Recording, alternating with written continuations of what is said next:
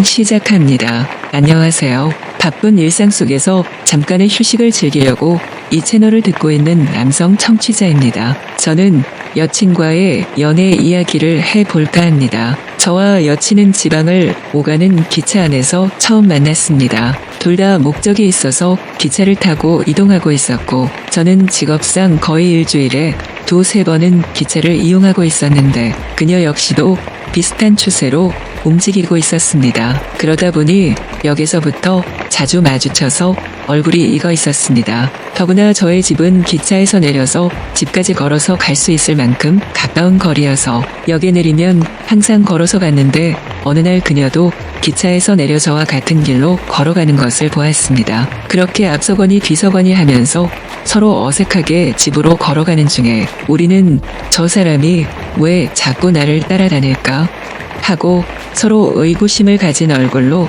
동네에 들어섰습니다. 그리고 어느 날 동네 마트에서 장을 보다가 다시 서로를 마주쳤고, 알고 보니 둘 다 바로 인근에 살고 있었습니다. 저는 혼자 외롭게 살며 일주일에 두세 번의 출장비를 기점으로 그렇듯 신통한 일이 생기고 보니 그녀가 남다르게 느껴지기 시작했습니다. 그녀 역시도 마찬가지인 것 같았고, 그러다 보니 역에서 만나면 가벼운 목례를 하게 되었고, 그러면서 말문도 트게 되었습니다. 그리고 어느 날부터는 아예 서로의 바로 옆자리로 좌석을 배치하고는 같이 목적지까지 갔습니다. 그 김에 볼일을 마치고 오는 시간도 서로 약속하고는 볼일 후에 그곳의 기차역에서 다시 만나서 함께 집으로 돌아왔습니다. 그녀는 기차를 타고 그 지방으로 가는 이유가 가게 딸린 방을 보러 다니고 있어서 라고 했습니다. 때로 그녀는 도시락과 간식거리를 사오기도 했고, 같이 이어폰으로 들을 음악을 추려서 오기도 했습니다. 그렇게 연애 비슷한 상황이 돼버린 상태에서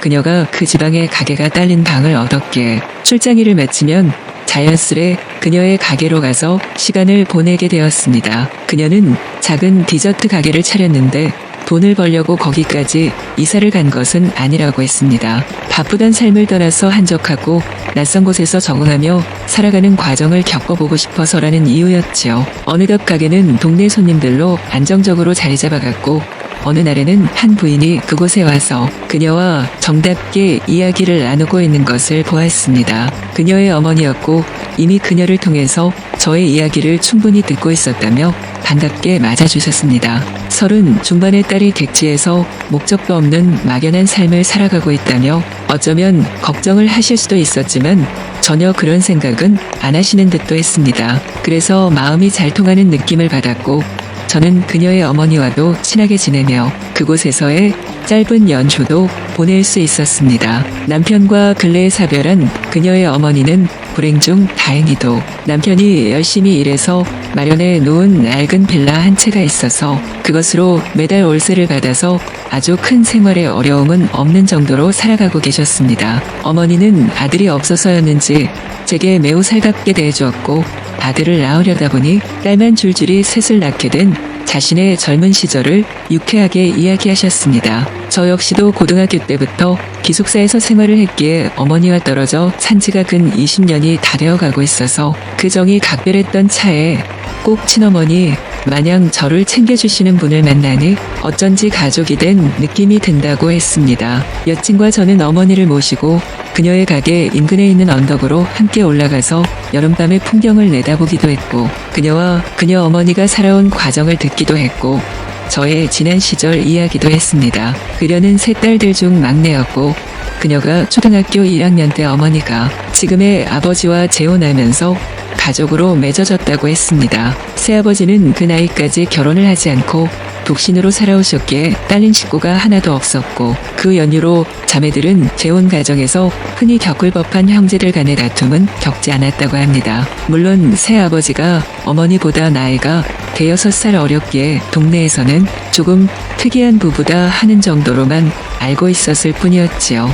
혹여나 자매들이 한창 사춘기에 엄마의 재혼으로 마음의 상처를 받을까봐 염려하신 새아버지의 해안으로 재혼 생활을 낯선 동네에서 시작했기에 아무도 재혼 가정이란 것을 몰랐다고 합니다. 더욱이 아버지가 열심히 일해서 모은 돈과 얼마간의 융통으로 구입한 그 빌라도 새 식구들과 행복하게 살기 위해서 큰 마음 먹고 마련하신 거였다고 합니다. 더구나 새아버지는 친자식과 의붓딸들을 차별하지 않으려는 마음으로 아예 자식을 낳지 않고 세 자매만 잘 키워서 좋은 곳에 시집 보내자는 것으로 어머니와 미리 이야기하셨다고 합니다. 그 마음을 들은 저의 여친과 그녀의 언니들은 감격해서 눈물을 흘리며 새아버지에게 더 공손히 대하고 마음 하나라도 더 써드리려고 애를 썼다고 합니다. 하지만 새아버지는 평소 앓던 질환이 있어서 오래 사시지 못하고 10년 약간 넘게 가족들과 행복하게 사시다가 몇 해 전에 돌아가셨다고 합니다. 이후로 어머니는 마음 돌 데가 없어서 많이 방황하셨고 자매들도 자신들의 소중한 시절을 아름다운 추억으로 꾸며주신 새아버지와의 이별에 다같이 힘들어하며 몇 년을 마음을 심하게 앓았다고 합니다. 여자들뿐인 집안에 그렇게 한 남자가 잠깐 나타났다가 사라져갔고 이후로 자매들은 하나씩 짝을 찾아서 집을 떠나갔습니다. 그리고 하나 남은 막내딸도 일찌감치 독립해서 살다가 이제는 타 도시에 가서 장사하며 살고 있으니 어머니도 무척 허전하신 것 같았습니다. 저는 돌아오는 길에 어머니와 같이 기차를 타고 왔습니다. 어머니는 생에서 많은 아픔과 행복을 지나왔다고 하시며 자신의 막내딸이 앞으로 누릴 행복에 제가 함께할 수 있게 된다면 부디 잘 부탁한다고 말씀하셨습니다. 저는 마음이 묵직해졌고 한편으로는 앞으로 그녀와의 미래가 어떻게 펼쳐질지 아직은 장담할 수 없었기에 그저 알겠다는 끄덕임과 미소로 응수했습니다. 그리고 1년이 흐른 지금 우리 셋은 그녀가 살고 있는 지방에서 살고 있습니다. 어머니는 부동산의 이야기에서 빌라의 월급 관리자를 임명해서 관리를 맡겨놓고는 이곳으로 와서 막내딸과 같이 살며 장사하고 계십니다. 그리고 저는 이곳으로의 출장이 점점 많아져서 아예 여기로 발령을 내려달라고 건의했고 회사에서도 흔쾌히 수락하고 사택을 얻어준 덕분에 이곳 지점의 일을 담당하게 되었습니다. 그럼으로써 그녀와 어머니와 함께 가족처럼 어울리며 지낼 수 있게 되었고 그녀도 늘 볼 수 있게 된 것입니다. 우리가 앞으로 결혼을 하게 될지 어떨지는 모르겠지만 그녀의 어머니는 여자뿐이던 한 가정에 따뜻한 손길을 건네주고 간 새아버지의 기억을 저와 덧대어서 이야기하고 계시고 그녀 역시도 그렇습니다. 물론 저 역시도 그녀와 어머니와 이곳에서 키운 작은 행복이 연그러 어느 틈에 가족으로 맺어질 날이 낯설지 않다고 생각하고 있습니다.